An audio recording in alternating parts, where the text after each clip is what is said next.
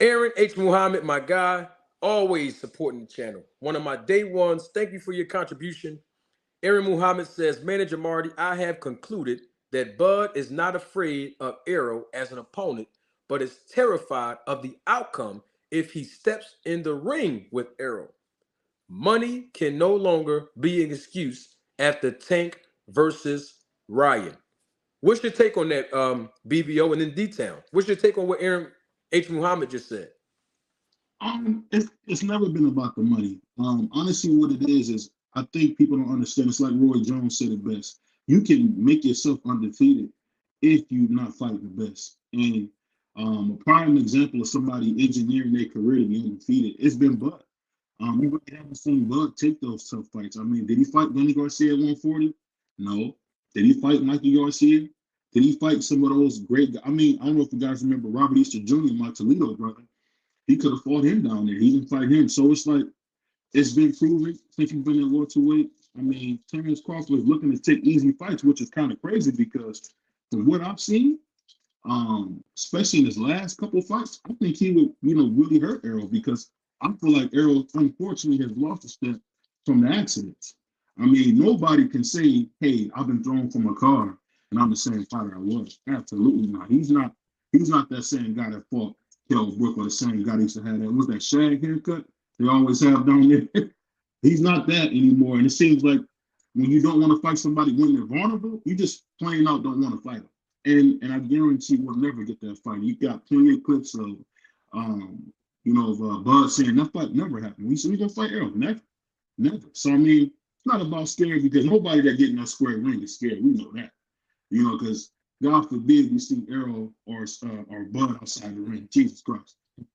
So I don't think they're scared. I think more or less it's just at the end of the day, he wants to solidify his legacy as being a 3-division champion with no losses, man. He can do that and make about the same money he would make against Errol. Because Errol is a hard fight, not a money fight. Because you're talking about two guys that's 36 and one's 33. These are guys are old men now. It's time, as my boy Tim said, it's time for the youngers to do it. I mean, they hold up the belts.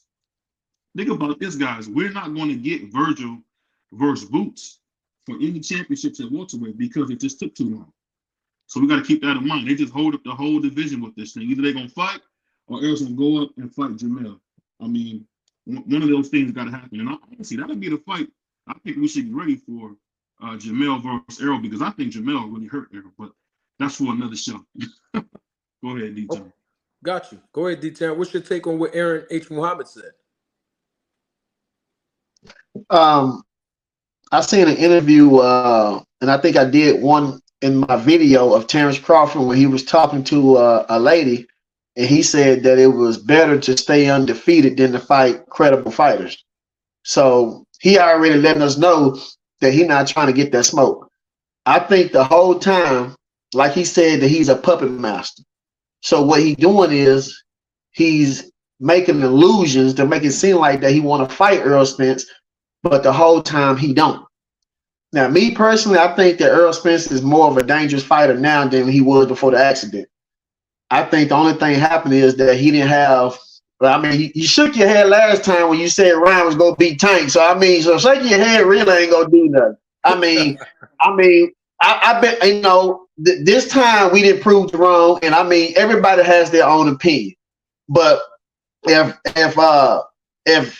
we saying what we think or whatever, but the problem is, do Terence Crawford believe that? Because if Terence Crawford felt like that accident took somebody out of Errol Spence, he would have jumped on it. So he didn't. So a lot of people know and see that Errol Spence taking his career more seriously, after the accident because he's thankful of his life. Now, I think I'm not saying that he's 100%. I'm not saying that, but what I'm saying is I think that by him not fighting took a big, was a part of that, by being a little careless and things like that. But we've seen Terence Crawford fight, fight, and still careless. So I think at the end of the day, I give Terence Crawford maybe 40% or 30% chance of beating Errol Spence. It's because the things I see of Errol Spence and Terence Crawford, I believe that Errol Spence will overshadow Terence Crawford. Now, I'm not saying that Terence Crawford can't win. Not saying that. What I'm saying is when I look at both of these fighters, Errol Spence throw more punches than Terence Crawford. Errol Spence have a pressure fight. He can also box. He can also counter. He can also parry and stay on the inside. And he also puts his body on you like a extra small tank top. And he positions himself on you to be able to land something. So me personally, I just think that Terence Crawford knows that, because if he felt like Errol Spence lost a step after the accident, he would have signed that contract. So I don't believe it's about the money. I believe that he wants to stay undefeated. That's my opinion.